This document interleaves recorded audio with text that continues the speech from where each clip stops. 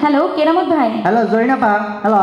হ্যাঁ হ্যাঁ, আপনি শুনতে পাচ্ছেন? হ্যাঁ শুনতে পাচ্ছি জরিনাপা। আমি এখন দাঁড়ায় আছি মলেমন স্টুডিওতে। আপনি জানেন যেখানে সব রেস্টুরেন্টগুলো আছে। হ্যালো।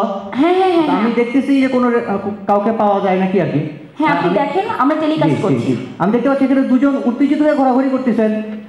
হ্যালো হ্যালো হ্যালো, আপনি কি রেস্টুরেন্টের মালিক?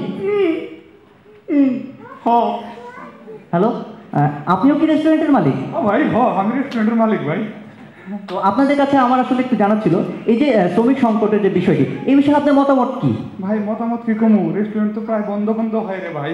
কাস্টমার বই আছে, মাগার শ্রমিক নাই। আমরা একটা শ্রমিক দেন ভাই। জি ভাই আমাকে এসব কথা বলবেন না ভাই। গত এক সপ্তাহ ধরে আমার রেস্টুরেন্টে ভাই লাঞ্চ চলে না ভাই। ভাই নান মারার লোক নাই ভাই। ভাই আমার নানের আডা আডা ভাই গোলা না, কেউ দেখ খাইলা ঠেসা লাগাই দিব, ফুলে দেবো, নান হইব ভাই। জি নাই ভাই, একটা লোক দরকার। জি জি জি জি আমার একটা লোক লাগবে ভাই নানের লাগা।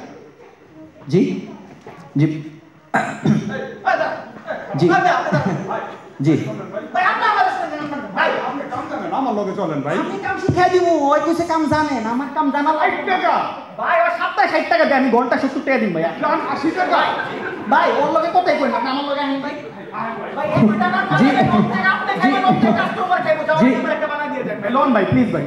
ভাই জয়িনাপা, আমার এখানে একটু সমস্যা হয়েছে, আমি পরে আপনার সাথে যোগাযোগ করছি। মানে ধরে বাবা রে।